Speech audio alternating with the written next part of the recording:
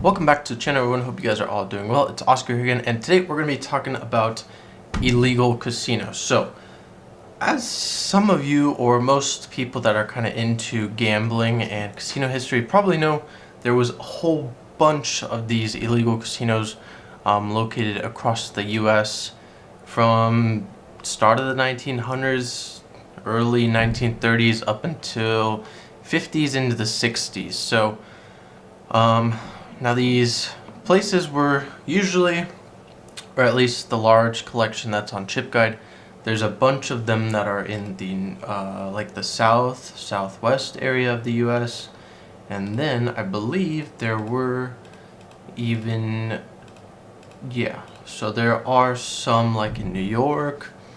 One of them in New York, probably a famous one, is probably like the Meadowbrook Club, Piping Rock Club, and others. But all over the U.S. you had all these illegal casinos. So unlike in Nevada, where gambling was legal in like the 1930s, no other states besides Nevada. Nevada has always been this kind of outlier and kind of state that kind of has its own little dealio. So much of the like amendments and laws that are passed in Nevada are actually almost created by those who are a part of Nevada, as in like the population. So it's kind of interesting. So Nevada basically was able to get, like, current day, we have gambling, cannabis is legal, prostitution is legal, all these different types of things are legal here in Nevada.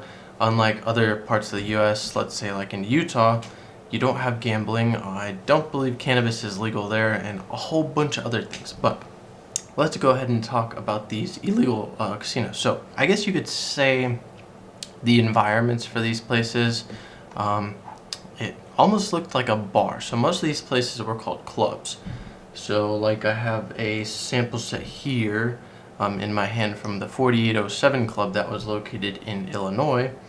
And then this one that I've showed you guys a bunch with the horseshoe on it, this one was from either the Terrace Club, and then there was the place in Illinois that this chip was from. So it's definitely a place, when they say club, they wanted to keep the place low-key. So we're not going to go ahead and say we're Mike's Casino. So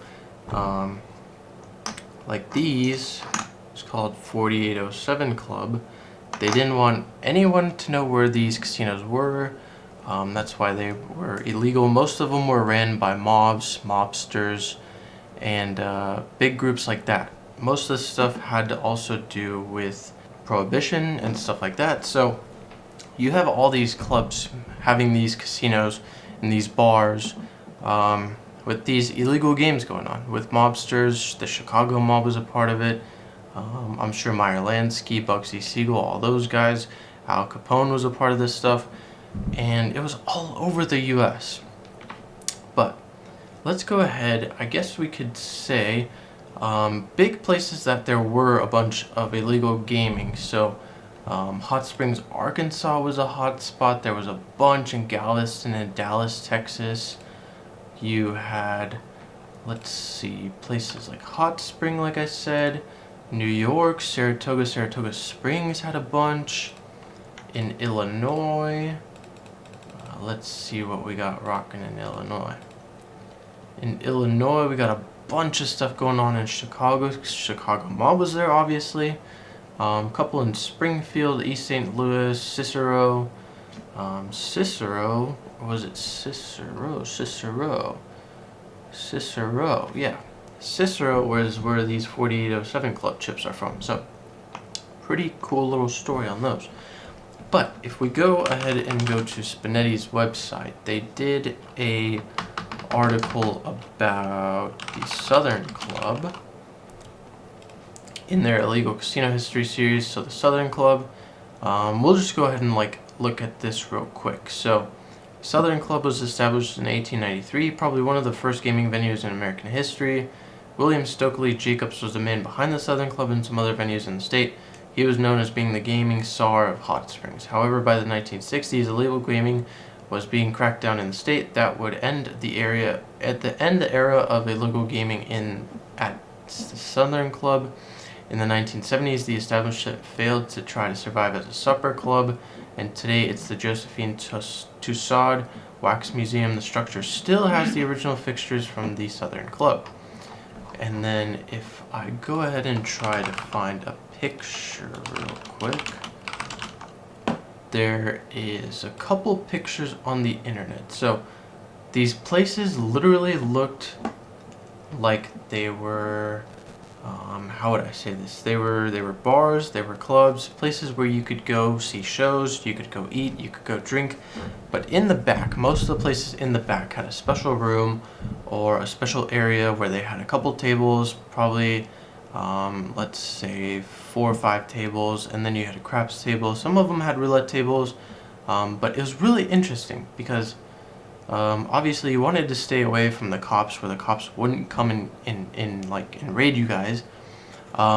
Most of these places had, one of my coworkers said they had probably walls that were, let's say a wall generally is somewhere like 8 or 9 inches. The walls that they had probably double the size.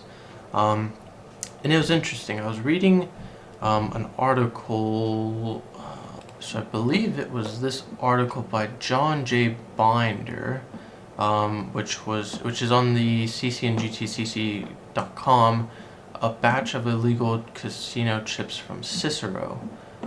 And I believe he said somewhere in this, so in the walls, Albert Henge uncovered poker chips and other gaming paraphernalia, showing that these people actually did hide this stuff in the walls. And I think the one reason why you'd want to go ahead and hide stuff in the walls, like John said in this article, where let's say you have 4 guys who know about this table in the back or set of tables in the back that are a part of the Southern Club. And obviously I'm sure it was on like a first name basis as to who you knew. You could go into the club, first name basis, hey, my name's Oscar, I'm here to play, I'm a buddy of John, and I'm probably sure they had like a secret code or something like that to get in. But if you have these walls that are twice as thick, or maybe even a third, or not twice as thick, let's say like thicker than usual, it'd be easy to hide this stuff. You have chips, you have dice, all this stuff's hiding in the walls.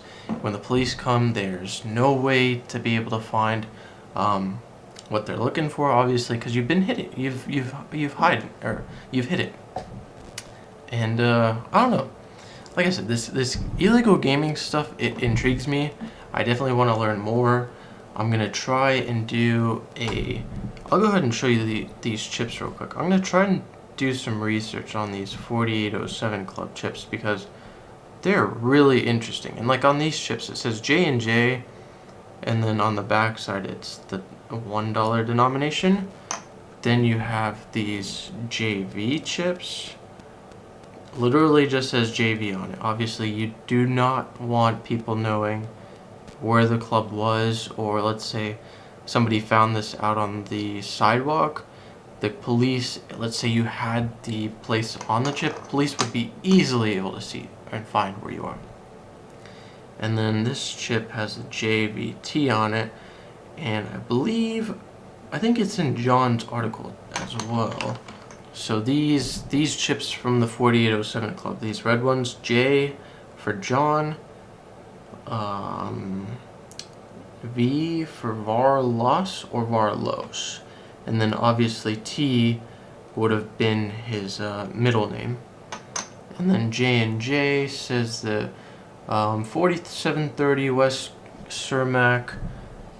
Let me see. So 4807 West Cermak explains the J&J stamp on the chip, already linked to the 4807 Club by the Taylor & Co. records, represents the first initials of these 2 individuals, and it's possible that